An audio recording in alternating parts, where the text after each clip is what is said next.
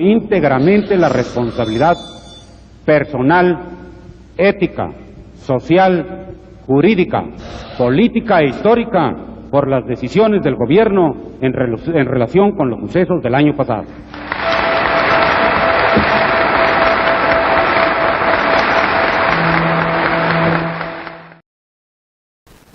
Es primordial para la construcción de una sociedad y de un país completamente democrático que sus individuos tengan la garantía y certidumbre de saber que sus derechos fundamentales y universales serán respetados en cualquier circunstancia. Una nación que no sabe tratar o respetar los derechos fundamentales de su propio pueblo difícilmente podrá brindar estabilidad y calidad social, así como cultural, económica y política, a un país que tanto anhela mejores condiciones, mismas que serán determinantes para dejar atrás la etiqueta de un país en vías de desarrollo. El movimiento estudiantil de 1968 representa un suceso que se ha convertido en una parte fundamental para la construcción del Estado democrático en México, que a su vez se encuentra en busca de una estabilidad política y económica. Podría tomarse como un hito dentro de la historia social y cultural de México. Durante este evento se expuso la opresión a los derechos fundamentales y universales de los seres humanos, tales como el derecho a la expresión, a la libertad, a la justicia, a la seguridad de su persona, entre otros. Estos derechos eran inherentes a los estudiantes de ese entonces, que tenían por el hecho de su condición humana. Sin embargo, fueron violados injustamente dentro de un merecido ejercicio de la libertad de expresión. Es así como el licenciado Gabriel Lara Gil, entonces estudiante de Economía del Instituto Politécnico Nacional, y actualmente investigador, escritor, ensayista y tipógrafo, relata los hechos del movimiento.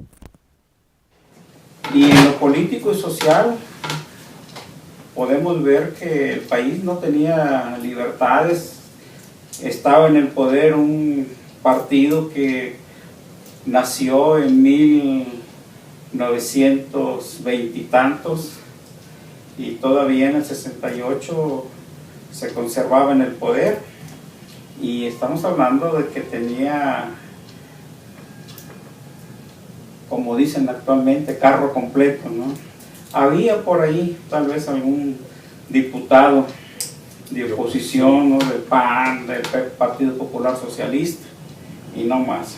Y había varios partidos pequeños, como el Partido Comunista, que simplemente no los consideraban como partidos, ¿no? Y que muchos de estos partidos eran clandestinos, no eran aceptados en el juego político, ¿no? Entendiendo la política como la alternativa que tienen los pueblos o las sociedades para buscar el poder, porque la otra alternativa pues es la violencia, son las revoluciones armadas, y bueno, a través de la política se llega al poder de manera pacífica, de tal manera pues que en México, en lo económico, se había agotado el modelo de desarrollo estabilizador y los beneficios que le proporcionó o que permitió la acumulación de capital, y que ciertos sectores de la población tuvieran bienestares o bienestar alto de comodidad, ¿no? Tenían un bienestar social y económico pues considerable, ¿no? El caso es que surgen grupos de jóvenes que se oponen a este tipo de organización lineal e institucional, porque todos estaban alineados pues con el PRI. A través del PRI se hacían presentes pues en la organización del gobierno. Había algunas gentes por ahí que pertenecían tal vez al PAN, tal vez a algunos otros grupos de estudiantes que pertenecían al Partido Popular Socialista, otros tal vez al Partido Comunista Mexicano, pero en general las sociedades de alumnos estaban controladas, unas por la FUSA y otras por la FENET. que eran las grandes organizaciones estudiantiles. Estuve el 2 de octubre y fui de manera consciente al meeting ese día. Llegué de último momento, me quedé a la altura del paso a desnivel, o sea, del puente.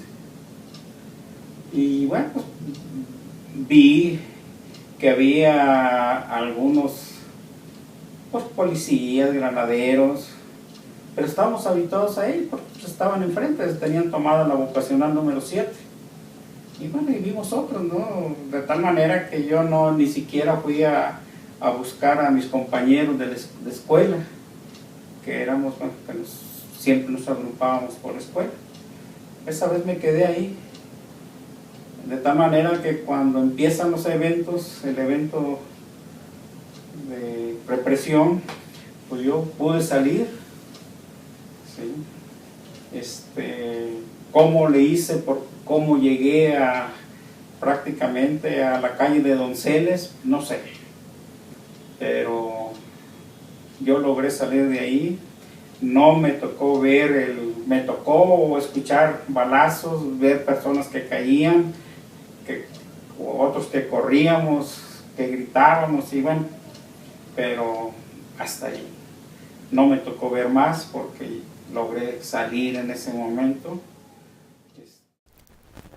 Tanto politólogos como historiadores coinciden en señalar que este movimiento y su terrible desenlace incitaron a una permanente y más activa actitud crítica y opositora de la sociedad civil, principalmente en las universidades públicas, así como que ellos alimentaron el desarrollo de guerrillas urbanas y rurales en los años 70. Autores como Fernand Braudel y Manuel Wallerstein y Carlos Antonio Aguirre Rojas coinciden en señalar al movimiento de México sumergido en un contexto planetario de luchas sociales surgidas y recreadas de las universidades, luego de vivirse un periodo de bonanza económica por la posguerra, siendo Braudel el primero en denominar al movimiento Revolución Cultural de 1968, caracterizado por sublevar para siempre los tres principales espacios de la recreación de la cultura: la familia, medios de comunicación y la educación.